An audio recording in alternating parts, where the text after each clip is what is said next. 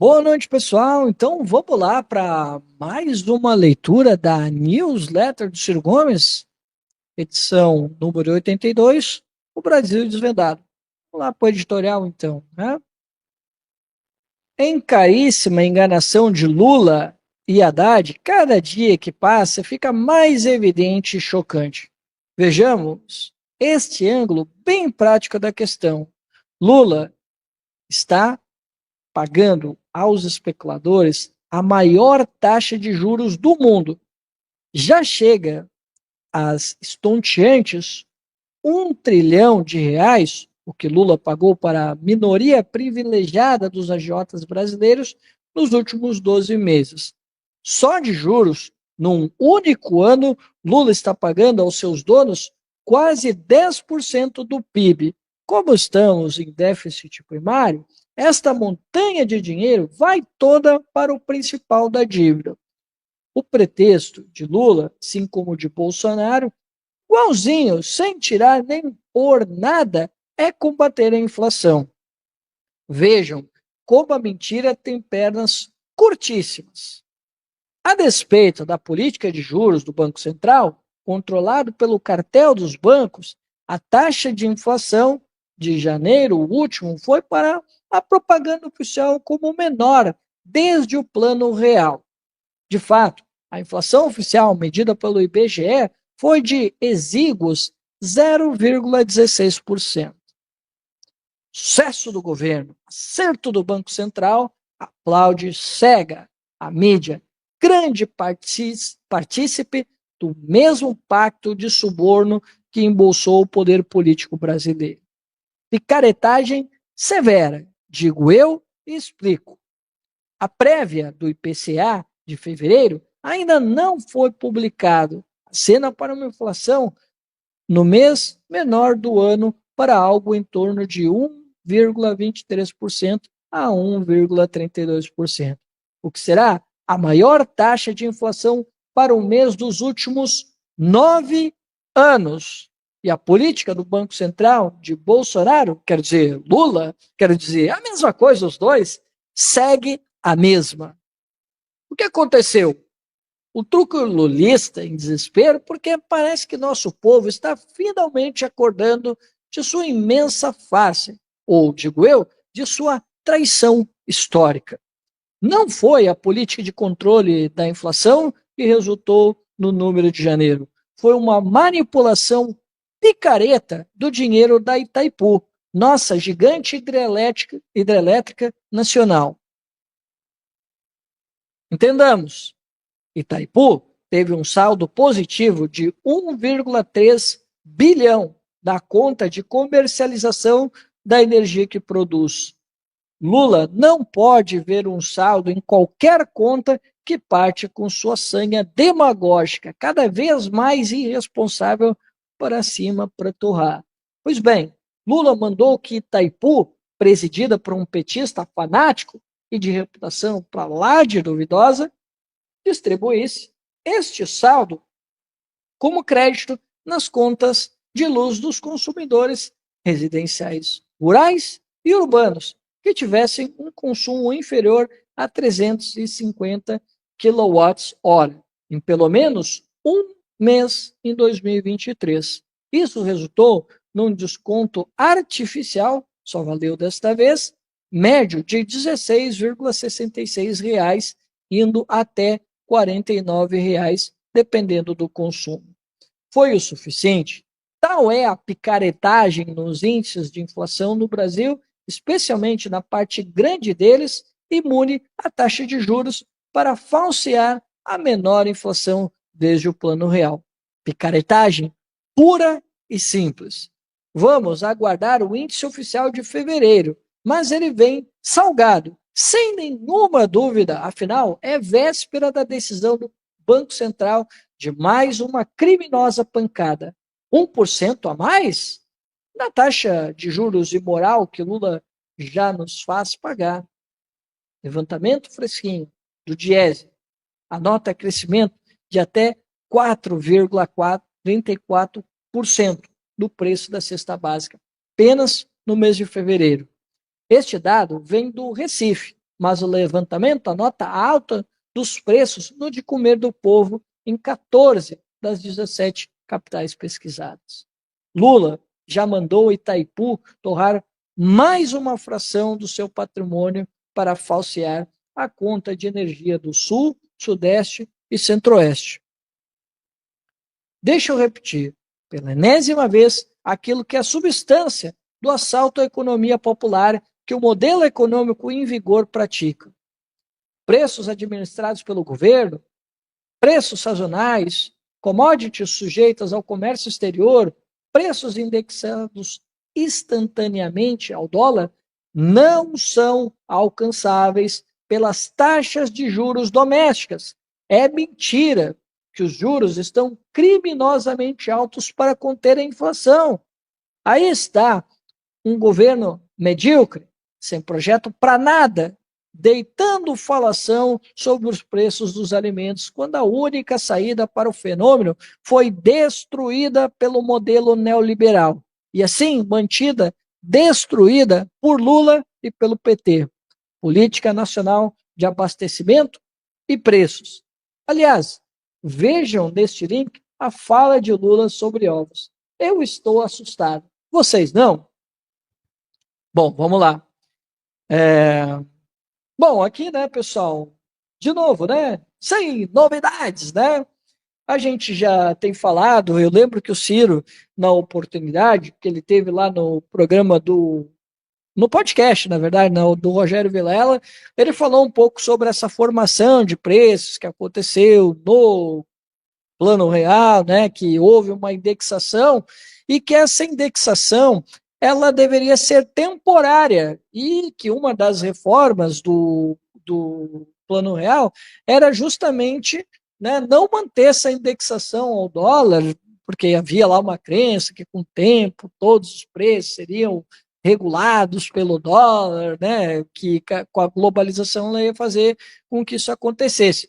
Mas, provisoriamente, deixou assim para que pudesse ter um equilíbrio entre o preço e também para dar uma sustentação à nova moeda que estava nascendo, que naquele caso era o real. Mas o Ciro tinha advertido que aquilo não podia continuar, assim como não podia continuar aquelas taxas de juros absurdas, né, do início do Plano Real, justamente para não o modelo, né, para o Plano Real ser bem sucedido. Tanto é que quase deu água, como vocês já sabem, e o Ciro foi chamado justamente para fazer com que o Plano Real ele não desse água, né?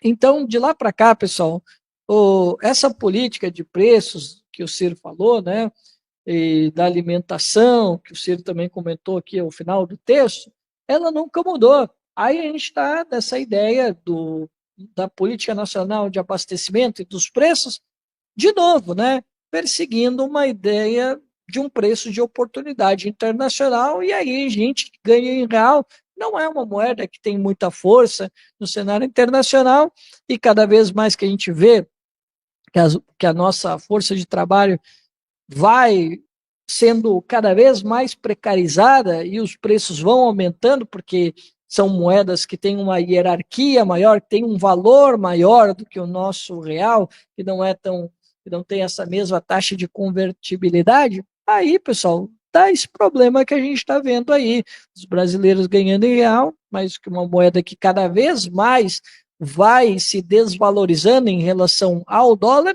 os brasileiros nós vamos vendo aqueles relatos tristes que a gente viu lá na matéria do UOL, das pessoas indo para a fila do osso, indo para a fila da carcaça de carne, né?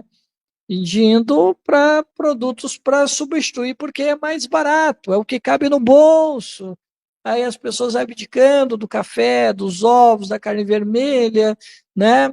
Para poder manter ali, né, as contas em dia. Quando mantém, né? Ainda mais agora, quando o Lula me inventa essa besteira, que graças a Deus, né, pessoal, não é todo mundo que está sendo conivente com essa ideia que o Ciro vai falar depois, né? Que é em relação a essa linha de crédito para os trabalhadores do setor privado, né? Que é outra palhaçada do governo Lula, né? Mas voltando ao assunto aqui, né, pessoal? essa ideia do Lula de recorrer às estatais para fechar as contas do governo, para dar aquela ideia de que a economia vai indo bem, isso aqui assim, o puro suco do petismo. O Lula fazia isso, a Dilma fazia isso, e agora o Lula está repetindo. E, ó, pessoal, podem notar, sério mesmo, vocês podem notar, sempre quando o governo Lula retorna, desculpa, os governos petistas retornam à gestão nacional, pode ver, pessoal. A gente começa a ver que os fundos de pensão começam a dar problema, algumas estatais começam a dar problema. Por quê? Porque o governo, às vezes, usa o caixa dessas estatais para completar com as contas do governo, para fechar as coisas tudo direitinho, para não dar lá muito problema, né? E esse negócio aqui da Itaipu, eles já tinham veiculado a imprensa nacional de que o governo faria isso para fechar as contas e que ele eventualmente estava estudando usar o dinheiro das estatais para turbinar as contas, para mostrar ali, né, que o resultado foi legal, né? Isso aí, pessoal, é o puro suco do petismo. E aí, né, pessoal, depois esse pessoal acaba legitimando os discursos liberais, né? Então, veja bem, né, o governo, ao mesmo tempo que faz política fiscal rigorosa, ele ainda utiliza, né, os recursos das estatais para maquiar as contas públicas, para dizer que, olha aí, ó, combatemos a inflação.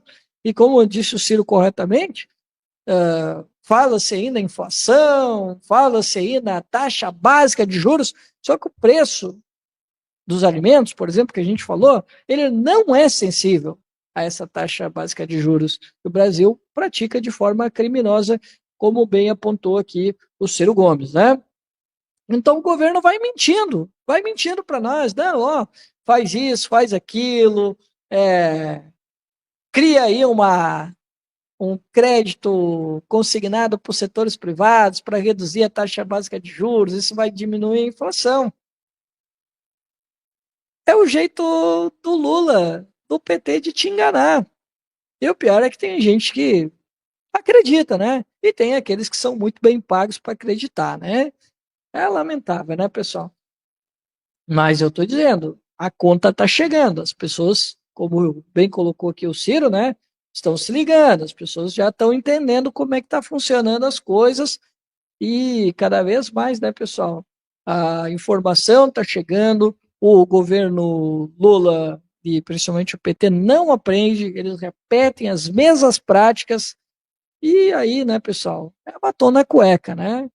As coisas vão ficando cada vez mais evidentes e a gente consegue ver os grandes equívocos que o governo Lula vem cometendo e que, no final, ao fim e ao cabo, não acabam se revertendo, sei lá, em apoio político, que é tudo que o PT trabalha. O PT tá fácil de entender, né, pessoal? Eles fazem qualquer coisa em troca de apoio político. Eles já estão ali, ó, campanha 2026 a todo vapor. Mas assim, né, pessoal? Espero que tenhamos aí uma oportunidade da gente ter, assim como a Colômbia teve, né, de termos um presidente, um candidato à presidência, né, reformista, que assine um programa e que venha generosamente comandar esse país. Porque chega de enganadores, né, pessoal? Chega de enganadores. E amanhã vamos ter a reunião do Copom, né?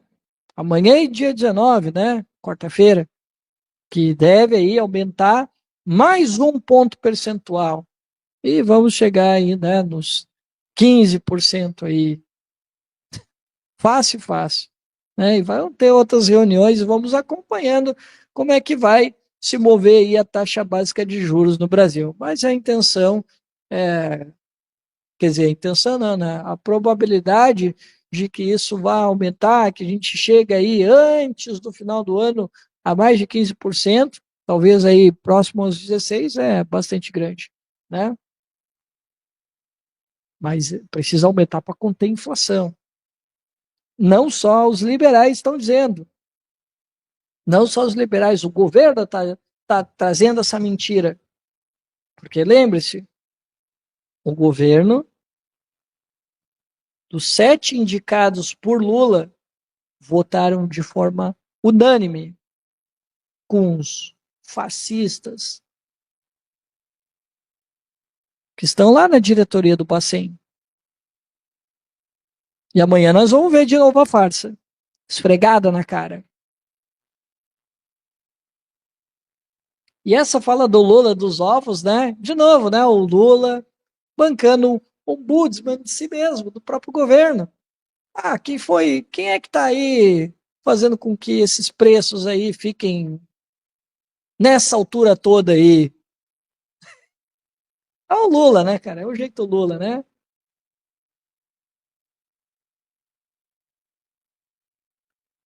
Mas vamos lá, vamos seguir aí, pessoal.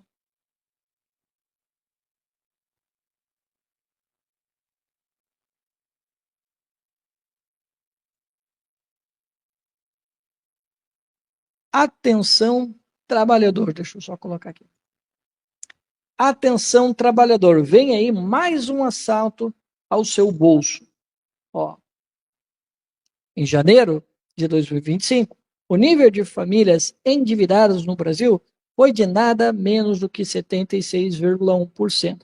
Prestem bem atenção. Esta é uma das maiores proporções de famílias endividadas do mundo. A proporção da renda de nosso povo usada para encarar este nível altíssimo de endividamento também tem contornos de calamidade. No começo deste ano, 20,8% dos brasileiros estavam comprometendo mais da metade de seus rendimentos com dívida. Na média, é cerca de um terço da renda o comprometimento com a administração das dívidas das famílias brasileiras. A política de juros de Lula é um câncer mortal, porque este fenômeno, o do endividamento e da inadimplência, estão generalizados entre as famílias e as empresas pelo Brasil afora. 73,7 milhões de brasileiros estão humilhados no SPC neste dezembro último. Pois bem, Lula agora anuncia uma das maiores imoralidades de que eu tomei notícia na minha longa vida pública. Vai estatizar os riscos dos empréstimos consignados dos trabalhadores da iniciativa privada, no mesmo passo em que, desavergonhadamente, deixa livre os bancos para cobrarem a taxa de juros que quiserem. Isto é a cara de Lula e do PT, mas também dos seus puxadinhos, que se calaram diante deste escândalo. Explico. O FGTS, Fundo de Garantia por Tempo de Serviço, é uma contribuição para fiscal compulsória, o que, para este fim, lhe dá característica de dinheiro público. Foi criado para substituir a antiga regra que dava estabilidade no emprego aos trabalhadores que alcançassem pelo menos 10 anos de vínculo ao seu empregador. A ideia foi criar este fundo, cujos saldos individualizados constituíram uma poupança compulsória a ser eventualmente sacada em ocasiões específicas. Demissão, compra da casa própria, por exemplo. No conjunto, o FGTS constitui um estoque de poupança popular que foi vinculado principalmente ao financiamento imobiliário, moradia popular e saneamento básico. Pois bem, Lula e sua banda de pelegos partiu para privatizar de forma vil este fundo. Tira do investimento, onde este dinheiro, bem gerido, se multiplica e gera emprego e casas, e saneamento básico e outras infraestruturas para deslocar para o consumo ilusório. Pior, o dinheiro vai parar no bolso insaciável dos banqueiros. De novo, sabem como? Pelas regras que Lula está ditando. Um trabalhador da iniciativa privada vai dar parte substantiva do seu FGTS para o cartel dos bancos, seja nos juros escorchantes, o mercado já fala em até 40% ao ano, seja entregando sua poupança da vida como garantia se não puder pagar os empréstimos. E quando perder o emprego? E se pretendia juntar algum para comprar uma casinha? E, ao se aposentar, sem esta poupança integral, eu fico enojado. Nos serviços, nos servidores públicos, há uma espécie de conselho vigiando essa esculhambação dos créditos consignados. Entre os aposentados também. Num e no outro, há um teto para os juros. Por que Lula está fazendo essa entrega tão vergonhosa? Por cima da mesa, o pretexto é expandir o crédito e o consumo. Estes mesmos que seu Banco Central atual selvagemente para conter e restringir. Numa situação e na outra desta aparente contradição, pula a resposta, o ganho sem limites do cartel dos bancos. Fico pensando em quanto terá sido a enorme propina para esta imensa negociata. Acham exagero? É que vocês não sabem, como eu, como é que nasceu o mensalão. Foram os paus mandados do Lula vendendo o cadastro dos aposentados do INSS para o Banco Rural. Ou vocês pensam que eu esqueci que Lula entregou, dia 28 de dezembro de 2023, nada menos do que 93 bilhões de precatórios pelo valor de face a bancos que os tinham comprado recentemente por até metade do valor? Em tempo, Lula deu aos bancos o direito de fazer crédito consignado em cima do Bolsa Família. Não deveria eu ter nenhuma surpresa. Vocês imaginam um pobre entregando quase um terço do que ganha, que não é suficiente nem para comer, em juros para os bancos? Se imaginam e não sentem o estômago revirar? Perdão, tem uma coisa muito errada acontecendo. Boa, Cirão. Pô, essa aqui o Cirão mandou bem pra caceta, né? E realmente, né, pessoal, eu tenho falado aqui, né, sobre essa coisa estranha, essa nova medida do governo, né? E o Ciro apontou muito bem aqui, né, que já são 76% das famílias endividadas. E, pessoal, o que vocês acham que vai acontecer? O que vocês acham que vai acontecer com o Lula liberando o crédito consignado para os trabalhadores da iniciativa privada? O que vocês acham que vai acontecer? Esse pessoal vai querer consumir, não vai ter o dinheiro suficiente, porque já se precifica aí que a inflação ela deve aumentar com o passar do tempo, né, ainda em 2025. Adivinha? Vai aumentar o endividamento das famílias. O Lula, que prometeu tirar as famílias do endividamento com Desenrola Brasil, que depois mudou de nome para Tim Rola Brasil, né? Nós aqui chamamos assim, né? Pessoal, o Desenrola foi um fracasso total. Total. A gente viu que aumentou a dívida das famílias. E a gente viu que as pessoas que entraram no programa, até saiu esses tempos um levantamento, que as pessoas que entraram no refinanciamento da dívida, um ano depois estavam lá de novo endividadas. Tá entendendo? Então, assim, pessoal, o governo Lula está de forma quase definitiva. Eu não diria que está sendo definitivo, mas talvez quase. Está enterrando qualquer discussão sobre renegociação da dívida dos trabalhadores, das famílias. O PT está enterrando essa discussão por pura incompetência. Pessoal, é de irritar. Quando eu vi o fracasso desse programa e eu vi as consequências, e a gente tem visto aí, né, quem não é passapanista já identificou que o programa foi um fracasso. Isso é muito ruim, pessoal. É muito ruim porque fazia parte da nossa agenda. Aí imagina, Ciro, candidato 2026, vai discutir isso aqui, vai sair cheio de interdições, cheio de confusões, e vai ser muito difícil de discutir. Por quê? Porque o governo Lula atrapalhou a discussão. É complicado, né, pessoal? E aí, galera, a gente vê o governo Lula, que a gente acusa pesadamente de agir a mando dos bancos, a gente fala isso direto, a gente fala. E o Lula, e todo mundo sabe, tá, pessoal? Isso aqui não é o que eu estou pensando, ou que o Ciro Gomes está de mau humor com o Lula. Não! Todo mundo sabe, pessoal, que ele se reuniu com a Febraban. Isso aqui eles se reuniram, a Febraban se reuniu com o Lula, e eles deram esse projeto aqui para o Lula, porque eles queriam ofertar mais crédito, né? Para, vocês sabem, né? Aumentar o volume de crédito para mais pessoas se endividarem ainda mais e os bancos lucrarem com isso. E o Lula, como gosta de ver o povo consumindo, porque ele sabe que a psicologia do povo, né? Se tiver consumido, tá tudo bem. Ele vai lá e faz isso de forma consciente. Esse é o crime perfeito do Lula. E eu digo que é o crime perfeito porque o povo cai, pessoal. O povo cai. Ele acha que é bom. Claro, estou consumindo, estou comprando geladeira, estou comprando carro, estou comprando a televisão, estou comprando ventilador, estou comprando ar-condicionado. Tá bem, não consegui pagar depois, mas esse crédito me serviu. Vocês estão entendendo o buraco que o governo Lula está nos levando? E digo mais, essa medida aqui pode inviabilizar futuramente o FGTS. E eu acho que isso aqui foi feito de caso pensado.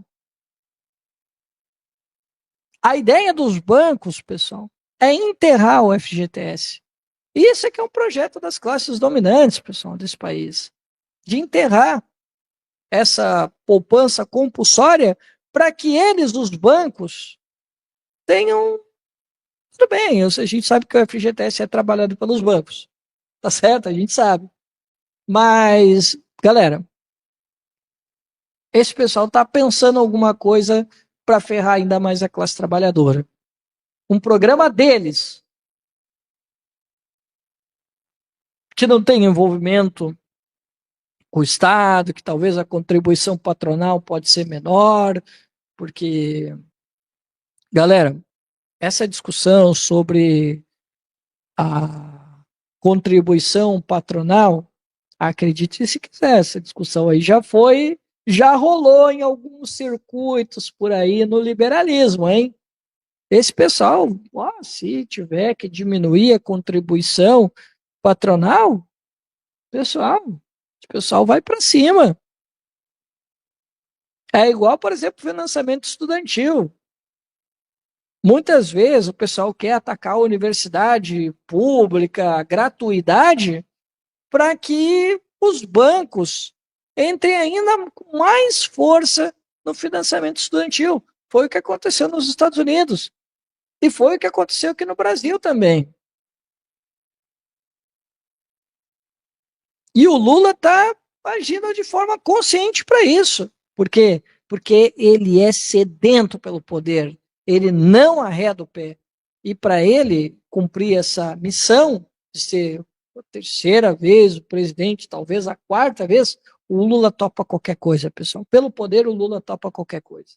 Inclusive isso aqui, que vai, de novo, a gente está avisando, vai fazer com que o endividamento das famílias aumente ainda mais. Vai aumentar, vai bater aí mais de 80% fácil, fácil, tá? Já estou aqui jogando o número, tá? Vai bater 80% aí das famílias aí fácil, fácil, tá? Infelizmente, o Lula está comprometendo o futuro das famílias com um endividamento ainda mais perverso, inclusive atacando o FGTS, o seguro-desemprego, a bando da Febraban e dos grandes bancões. E sem limite. Isso aqui, pessoal, foi numa reunião, saiu da imprensa, pessoal, não sou eu que estou aqui criando uma teoria da conspiração, o Ciro também não. Saiu da imprensa, pessoal. Saiu da Folha de São Paulo, dou até a fonte para vocês aqui. A Folha de São Paulo disse, não, nós queremos isso aqui, isso aqui, isso aqui, e ó, não pode ter teto por juros. Foi assim, pessoal. E aí, de novo, o Ciro tem razão em apontar para os pelegos. Cadê o PDT? Cadê PSOL? Cadê PCdoB? Cadê os partidos reformistas de esquerda para estar reclamando disso aqui? A gente tem ali uma meia dúzia de gatos pingados que estão se manifestando, e que bom! E que bom! Tem até pessoa que estava lá no governo de transição que também está falando mal dessa ideia. Só que, assim, cadê as lideranças partidárias, aquelas pessoas que são figurões dos partidos para estar reclamando disso daqui? E aí, pessoal, eu vi o seu Antônio Neto outros quadros do PDT, lá, confraternizando o lançamento do novo crédito consignado para os trabalhadores da iniciativa privada. Pessoal, com que cara o Ciro, por exemplo, chega para concorrer desse jeito? Sabendo que o PDT estava lá, sabendo que o Antônio Neto estava lá, sabendo que o Carlos Lupe estava lá, sabendo que ninguém está falando dessa merda. E eu sei de liderança jovem que está lá dentro do Ministério da Previdência que eu não vi um pio sobre isso aqui, sobre essa vergonha. Nem um pio. Isso aqui, pessoal, é um absurdo. Foi um dos maiores absurdos que eu já vi. Nem o Paulo Guedes, nem o Paulo Guedes fez esse absurdo aqui, de atacar o FGTS. Nem o Paulo Guedes. E o seguro-desemprego também. Nem eles fizeram isso aqui. O Lula está fazendo. Por isso, pessoal, eu digo, não tem diferença. Às vezes o Lula consegue ser pior. Consegue ser pior. Consegue ser pior do que o Paulo Guedes e o outro lá que ele chamou no primeiro governo, o Meirelles. Consegue ser pior. Por incrível que pareça. Então anotem, pessoal. O endividamento das famílias vai piorar e o Lula vai comprometer o FGTS. Tá? A classe trabalhadora vai ficar ainda mais enfraquecida. E a culpa vai ser dele, do Lula, o chefe. Vocês vão ver, pessoal. Endividamento e inadimplência nesse país vai crescer. E se a inflação continuar crescendo, como o mercado vem precificando, pessoal, se preparem, tá? Se preparem que a gente vai ver aquelas cenas lamentáveis que a gente viu lá no governo Bolsonaro, a pessoa na fila do osso, vai acontecer no governo Lula. E aí eles vão sofrer o pênalti. Porque daí os bolsonaristas vão apontar lá, ó, vocês falavam lá do governo do ex-presidente Bolsonaro, que, pô, o pessoal tava lá na fila do osso, olha lá, ó. Olha lá, no governo Lula, ó, o pessoal tá lá, ó, na fila do osso. E agora vocês não estão falando porra nenhuma. Vocês vão ver, pessoal. Isso aqui vai ser a grande tragédia, né? Como eu disse, há algumas pessoas que, ok, estão falando, mas, pessoal, quem deveria estar falando não tá. Tá lá pelegando, assinando junto. Né, PDT? Né, pessoal? Né, PCdoB? E outros partidos, PSB também. Cadê vocês nessa hora para criticar isso aqui? Ou para fazer a disputa interna, como vocês falam?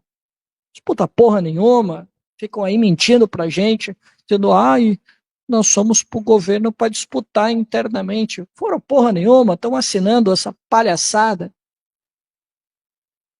Aí dizem, ai, aí o Haddad diz, ai, mas antes você está trocando um juro de 5,5% por um juro de 2,5%. Pessoal, para com isso, porra. Calcula isso no final do ano para vocês verem onde é que vai dar essa brincadeira. Calcula, para te ver quanto é que vai sair o juro ao ano dessa brincadeira. O pessoal gosta de meter o louco com a gente, né?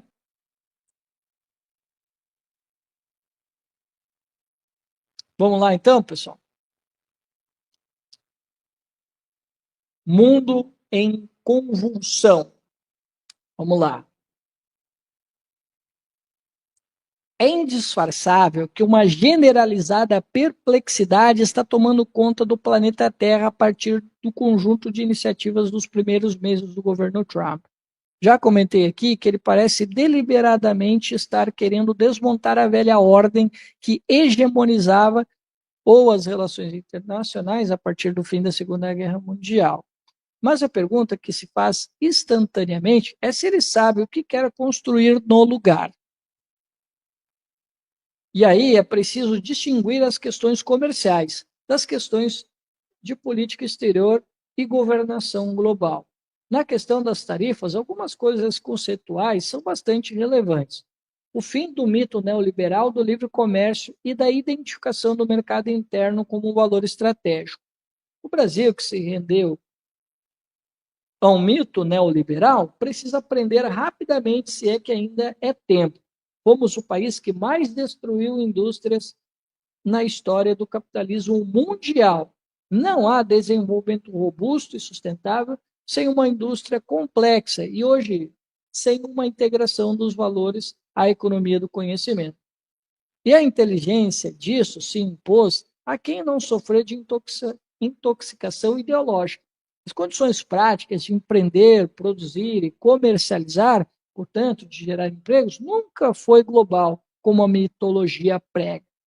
É só ver 3 condições práticas: perfil e custo de capital, nível de maturidade tecnológica e escala. Comparem concretamente estas condições práticas no Brasil com as vanguardas mundiais e vejam o tamanho da tragédia de sermos governados pela ignorância. Voltaremos ao assunto, mas hoje o que tem me chamado mais atenção é a conduta de Trump na questão da Ucrânia.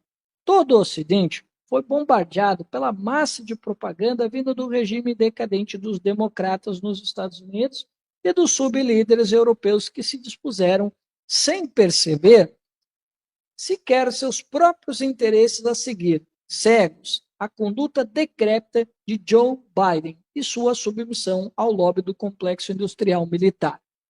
Claro que, como se escreveu nesta newsletter, uma guerra é sempre o colapso da racionalidade, do direito e da humanidade. Assim, não se pode deixar de repetir que a Rússia de Putin, ao invadir a Ucrânia, fez aquilo que em direito se chama de exercício arbitrário das próprias razões. Mas a razão estratégica grande assiste à Rússia. Qual é o sentido de uma organização militar anacrônica como a OTAN basear-se em toda a fronteira física da Rússia, traindo o compromisso celebrado ao fim do Pacto de Varsóvia? Helsinki, capital da Finlândia, triste memória do apoio aos nazis, fica mais perto de São Petersburgo do que Fortaleza de Juazeiro do Norte. E se o México resolvesse se hospedar na fronteira com os Estados Unidos, mísseis chineses? Basta que nos lembremos da crise de Cuba em 1962 e como corretamente reagiram os norte-americanos. Esta parece ser a intuição de Trump, mas ele está procurando um lugar relevante numa nova ordem. Nesse sentido, um pacto de 3 grandes parece ser o resumo tosco do que pensa, se é que pensa Donald Trump.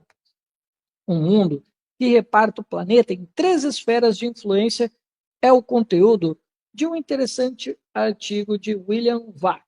Os 3 seriam Rússia, China e Estados Unidos. O mundo não é mais o mesmo. Mas qual será o papel que deve ser buscado por um país médio como o Brasil? É exercício fundamental para a nossa liderança. Reproduzo por absolutamente interessante uma fala do professor Jeffrey Sachs no Parlamento Europeu. Deixa eu ver se é um vídeo. Acho que sim. Deixa eu ver se o vídeo é grande.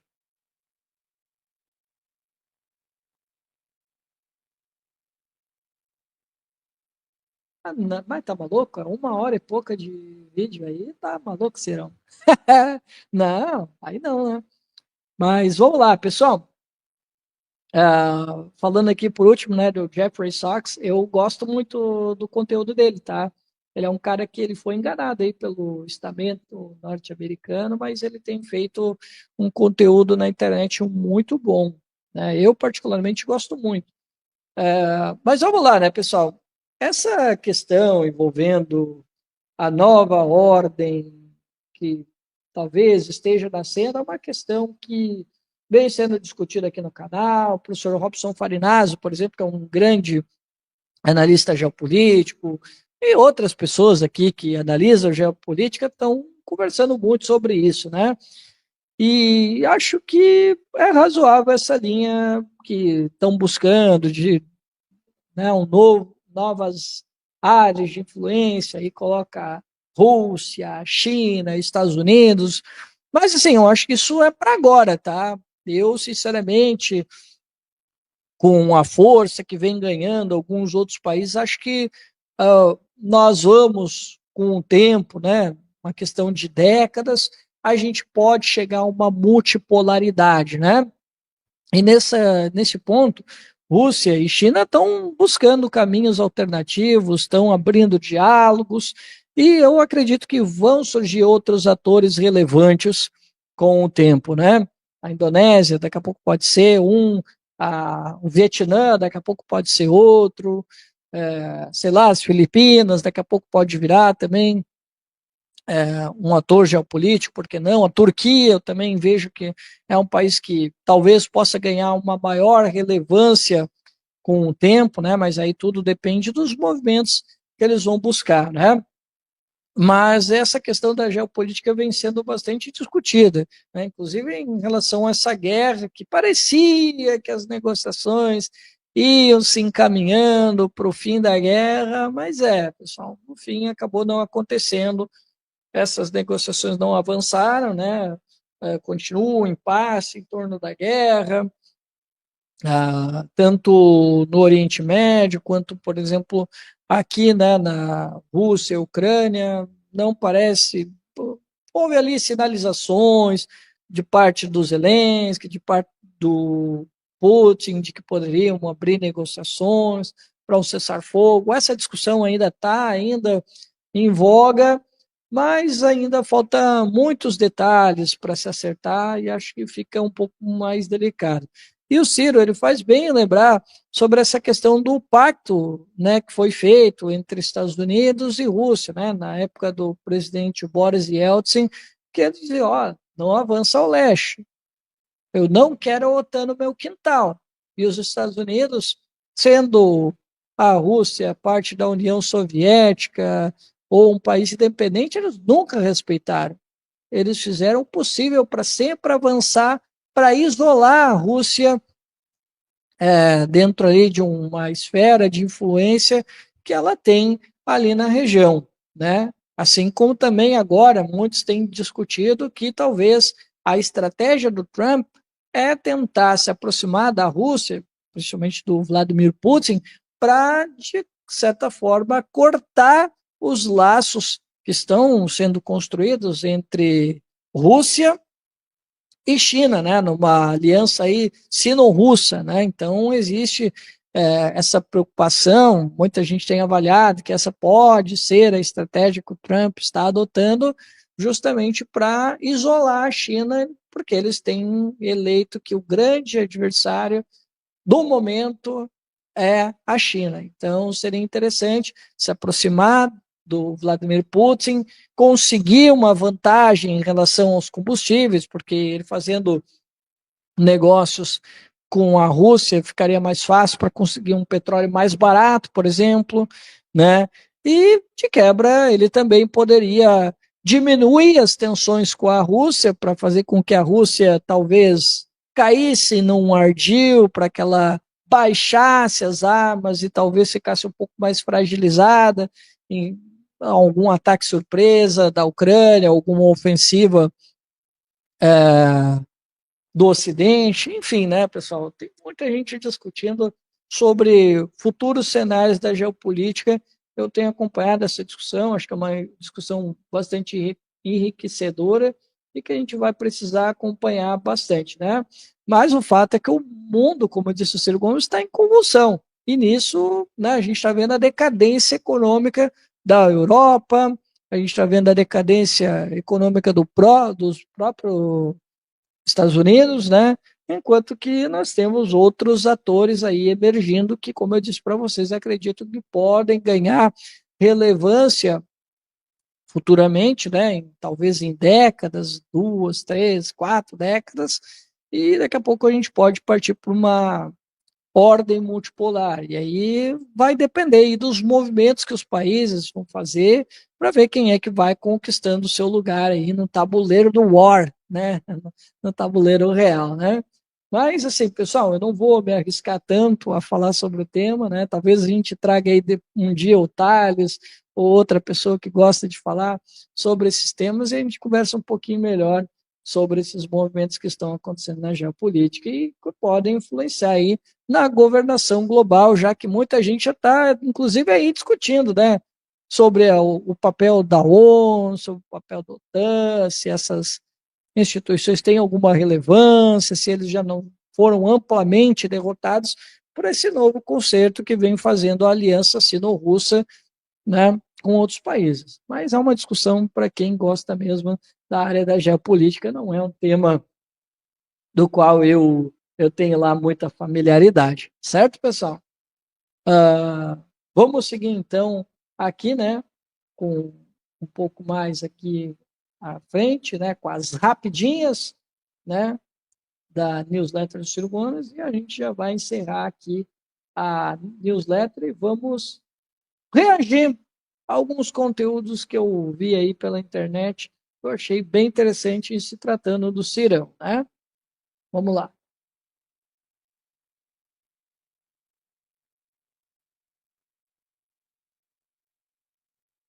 Rapidinhas. 76% do orçamento do Ministério das Mulheres em 2024 foram cortados por Haddad e Lula para jogar no saco sem fundo dos juros. Tome discurso de homenagem às mulheres. 2. Para você, uma pessoa que carrega nas ruas um carrinho com lixo reciclável, está empregado? Para o Lula e o PT, sim. E aí, a propaganda chama atenção para 6,5% de desemprego apenas. Sabamos todos. 39%. Isto mesmo.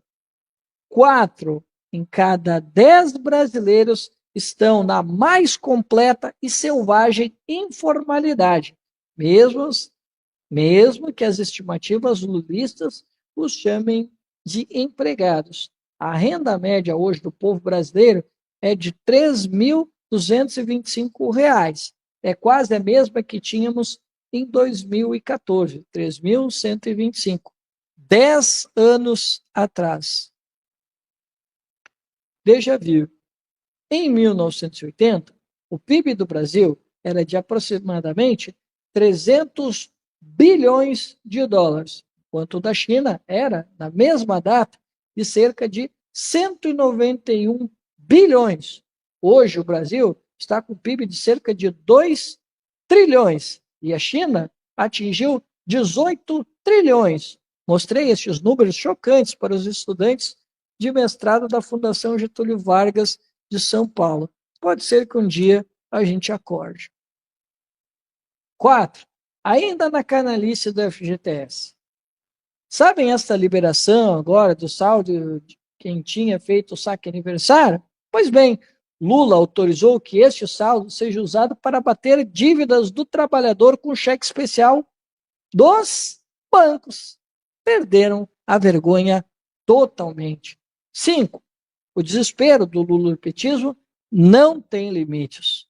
O levantamento da Folha de São Paulo demonstra o alopradíssimo valor de 3,5 bilhões de reais que o governo planeja gastar de propaganda este ano. Isto dá 2.305.475 salários mínimos. Isso mesmo, mais de 2 milhões de salários mínimos de dinheiro público para a propaganda de um governo péssimo. Porra, 2 milhões, 305 com 475 salários. Tá, ok. A propósito de crescimento econômico, vejam este levantamento. Quanto cresceram em média? Olha lá, pessoal. Aqui, ó, crescimento das grandes economias nos últimos 10 anos. Olha aqui a Índia, ó, 77%, a China, 74%, a Turquia, 59%, Indonésia, 51%, né? Olha aqui, ó, pessoal. As 5 primeiras economias são todas asiáticas. Então, assim, alguém tem dúvida de que o eixo está cada vez mais se deslocando, o eixo dos mercados está se deslocando cada vez mais para a Ásia? E, pessoal, para 2025 agora, esses números são bem maiores, tá, galera? São bem maiores. Já falam aí que, sei lá, dos 10 maiores, 9 são asiáticos, tá? Pessoal, até o Cazaquistão vai crescer, para vocês terem uma ideia, tá? E olha lá, pessoal, a Alemanha em crise, empresas quebrando, ainda assim, ó, olha para eles lá, ó, cresceram mais que a gente. Olha lá o Brasil, o Japão, que desde a década de 90, pessoal, parou de crescer, uma série de problemas. O Japão, que deixou de crescer desde a década de 90, olha lá, quase a mesma coisa que a gente. Por que será, pessoal? Tem coisa muito errada. E olha o mundo crescendo a 35%, mais que, por exemplo, os Estados Unidos, que o Trump está tentando recuperar. E nós, pessoal, 8% em 10 anos. Pessoal, isso aqui não tem condições. Não tem condições. Eu lembro do Adriano Benayon falando, né, que para a gente falar que o país está em franco crescimento, que ele está buscando um desenvolvimento, ele tem que crescer uns 30 anos de forma ininterrupta, 10% ou mais. Aí sim a gente pode falar que um país está adquirindo crescimento e ele está buscando o desenvolvimento. Aí sim. Fora isso, pessoal, é só crescimento econômico. Só. Tá? Então, vamos lá, né? Olha a tragédia que esse modelo econômico nos levou. Vamos lá. Merece aplauso. Grande festa do carnaval brasileiro, como sempre, enchendo os olhos do mundo e fazendo a alegria do nosso povo. Merece vai. Todos os dias vemos notícias exploradas com vídeos de execuções de jovens nas periferias das cidades brasileiras. Crime organizado tomando conta e autoridades acomodadas. É bom ficar de olho. Movimentos de partidos do chamado Centrão cada vez mais descontentes com o governo, que foi o que a gente comentou, né, não faz tanto tempo assim, né? Pessoal, essa daqui para mim foi muita canalice, né? O governo usando parte do FGTS e usando o saque de aniversário para usar para bater dívida dos trabalhadores com cheque especial. Meu Deus, né? É o que a gente diz, né, pessoal? É um governo totalmente alinhado à política dos banqueiros. E aí depois tem petista que fica chateado com a gente, né? E o resto, né, pessoal? Sem novidade, né? Sem novidades, algumas coisas aqui a gente já sabe, né? Como, por exemplo, as estatísticas petistas de colocar, por exemplo, uma pessoa que está ali recolhendo lixo na rua como trabalhador, né?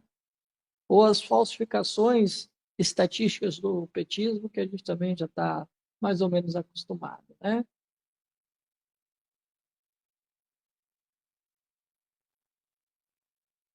Gastos com publicidade também, sem novidades. É a essência do petismo, né? Puro suco do PT. É isso então, pessoal. Cerramos mais uma edição da newsletter do Ciro Gomes, edição número 82, o Brasil Desvendado. Fechou então, pessoal.